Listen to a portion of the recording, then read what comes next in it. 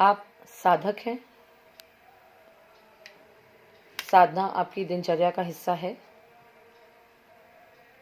गुरु दीक्षित हैं, और नहीं भी है, छोटा सा मेडिटेशन भी करते हैं, 10 मिनट की भक्ति तो करते ही होंगे। कोई भी आपकी बातों से विचलित कैसे हो सकता है, परेशान कैसे हो सकता है? यदि ये सारी चीज़ें आप करते हैं अपनी दिनचर्या में शामिल, छोटी सी साधना करते हैं, गुरु दीक्षा ले रखी है, किसी की परेशानी, बीमारी, परेशानी, तकलीफ को सुन करके आपके पास से तो ऐसी वाइब्स आनी चाहिए कि सामने वाला आपको जब तक अपनी बात बता के पूरी ख़त्म भी ना कर सके तब तक वो आधे से ज़्यादा हील हो चुका हो।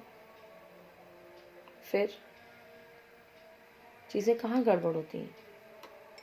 लोग आपसे हील क्यों नहीं होते? आपके मुंह से ऐसे शब्द कैसे निकल सकते हैं कि जिसमें आपको ये महसूस ना हो कि हाँ, सामने वाला मुझसे बात करके हील हो गया?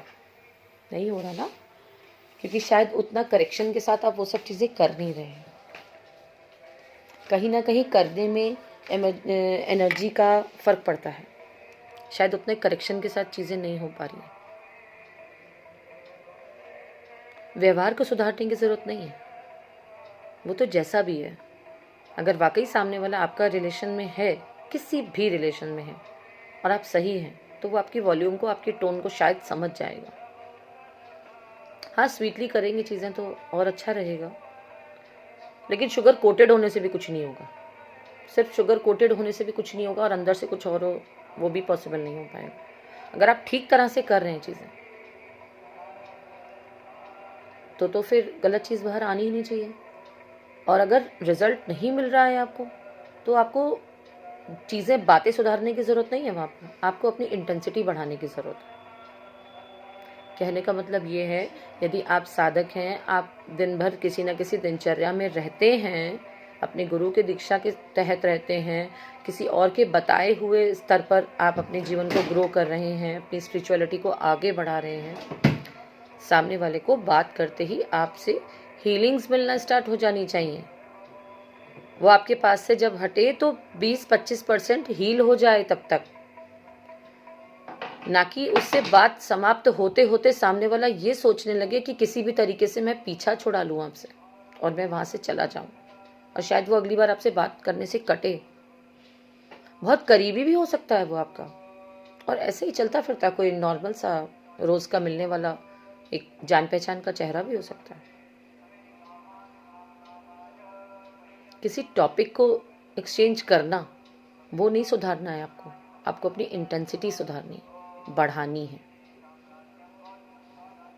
अगर चीज़ें नहीं हील हो रही हैं आपके मुंह से, अगर रॉन्ग सेंटेंसेस फ्रेम हो जाते हैं, wrong in the sense negative sentences phrase हो जाते हैं टुवर्ड्स द अदर पर्सन, उसकी लाइफ को लेके, उसकी चीज़ों को लेके, उसकी परेशानी को लेकर के, आपके लिए उसकी परेशानी सिर्फ एक टॉपिक हो सकता है शायद छोटा सा, लेकिन दूसरे के लिए वो लाइफ का एक पार्ट है।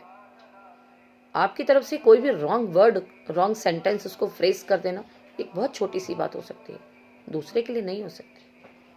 दूसरे की बीमारी उसे परेशानी है, उसके जीवन का हिस्सा है वो। आपके लिए सिर्फ एक टॉपिक ऑफ डिस्कशन हो करके वो 10 मिनट बाद खत्म हो सकता है, दूसरे के लिए नहीं होगा। अपने शब्दों को तब किसी से एक्सचेंज करें जब आप किसी को 10% 20% सुधार दे सकें, और नहीं दे सकते तो शायद आपको एक्सचेंज ही नहीं करने चाहिए अपने वर्ड्स। और अगर देने का शौक है, पहले अपनी इंटेंसिटी को हायर कीजिए। किसी की बीमारी, किसी की परेशानी, किसी का जीवन का स्तर, किसी की जीवन की स्थिति, परिस्थिति आपके लिए मजाक नहीं हो सकती, होनी भी नहीं चाहिए। लाइफ कम्स इन सर्कल, जो आज दूसरे के पास है वो कल अपने पास भी किसी और फॉर्म में भी आ सकता है। नमः शिवाय।